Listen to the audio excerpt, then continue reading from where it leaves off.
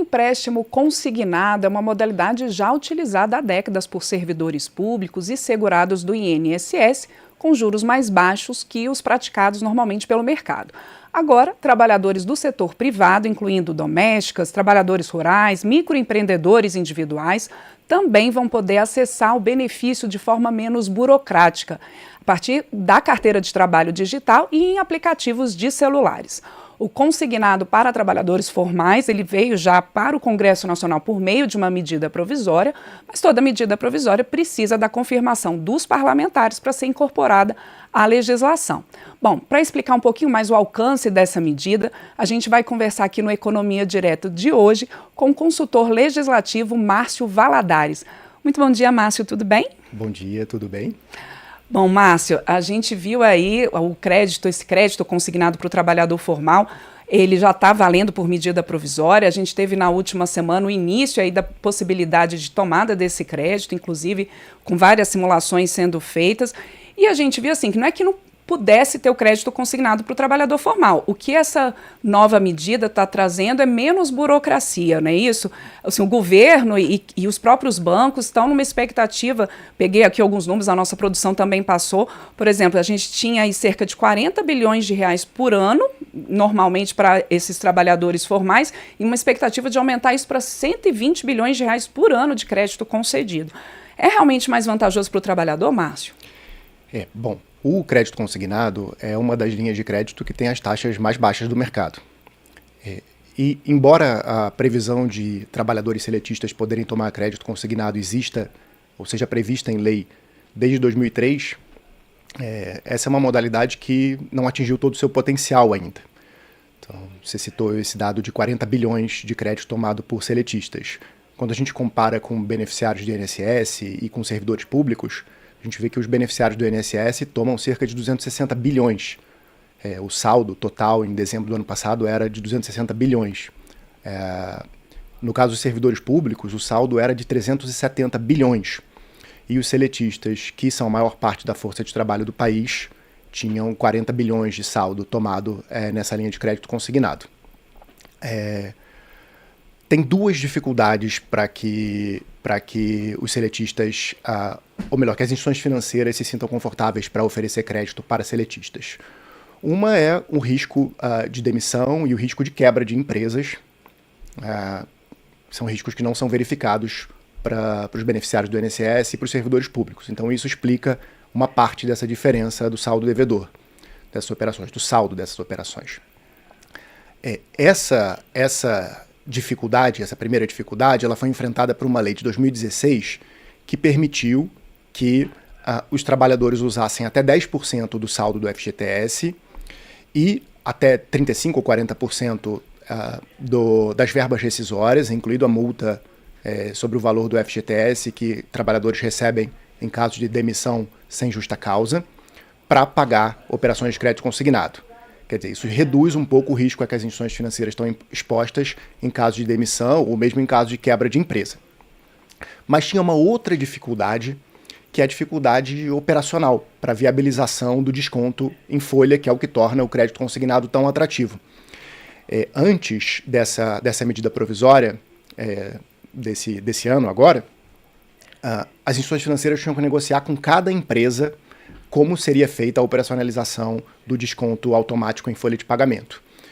E aí acabava que, na prática, só grandes empresas conseguiam oferecer, só trabalhadores de grandes empresas tinham acesso ao crédito consignado. A medida provisória, ela cria um sistema, uma plataforma, por meio da qual o governo vai organizar o acesso a informações por parte das instituições financeiras e a disponibilização para elas desse dado central de qual é a margem que os trabalhadores têm na sua remuneração para ser descontada em operações de crédito consignado. Quer dizer, Márcio, o que essa medida provisória faz realmente quando coloca menos burocracia? Porque concentra ali as informações que a gente já tem, o que o trabalhador, que as empresas já têm pelo e-social.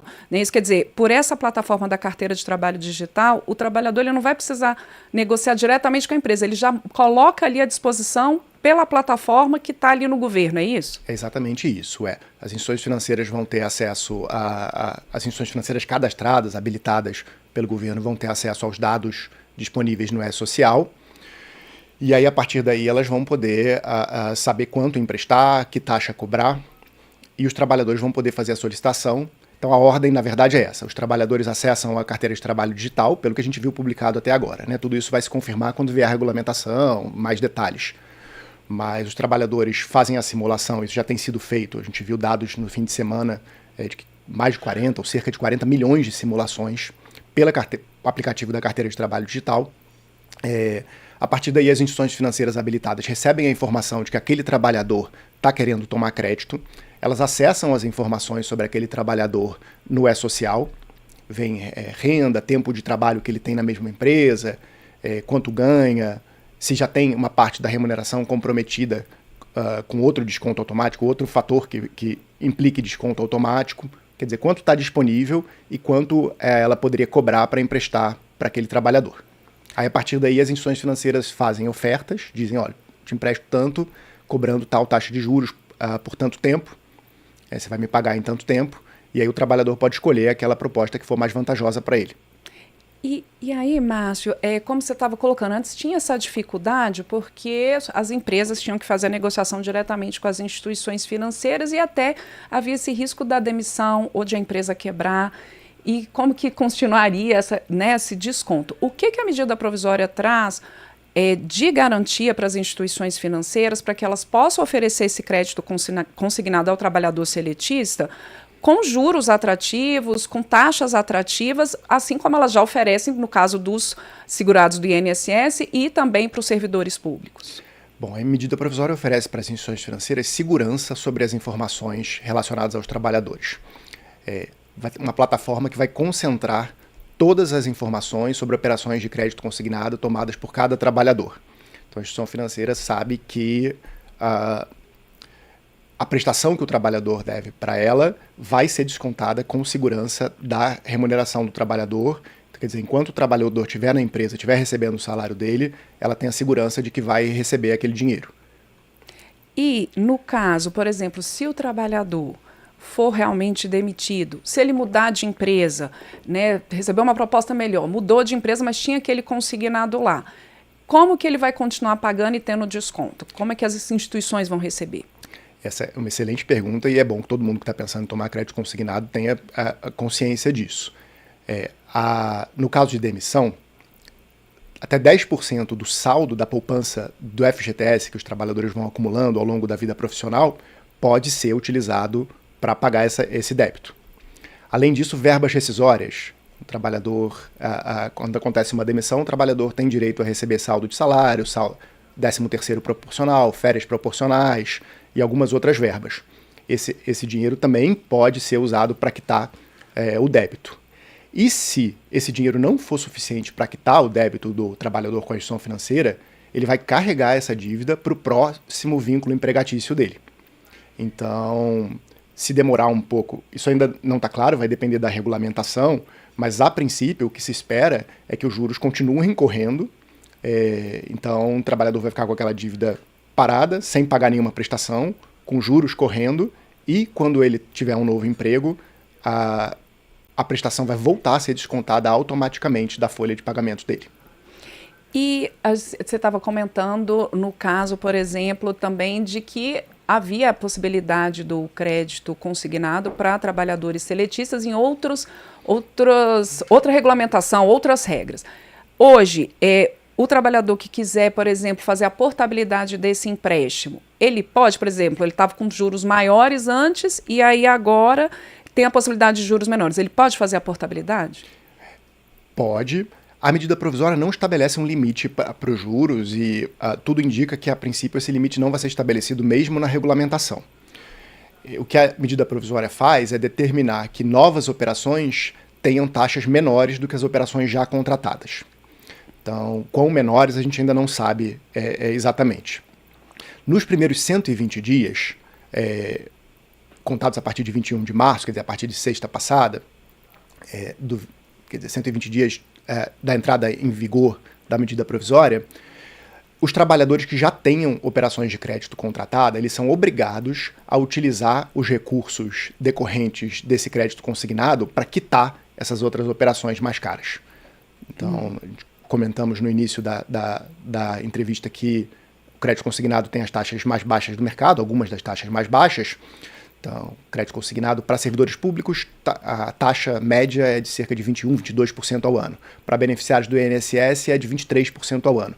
Para seletistas, é de cerca de 38%, 39% ao ano. É bem mais alto, mas ainda é mais baixo do que o crédito pessoal, que está acima de 40%, do que o cheque especial, que está acima de 130% ao ano, e muito mais baixo do que cartão de crédito rotativo, o rotativo do cartão, cujas taxas são de cerca de 450% ao ano, as taxas médias.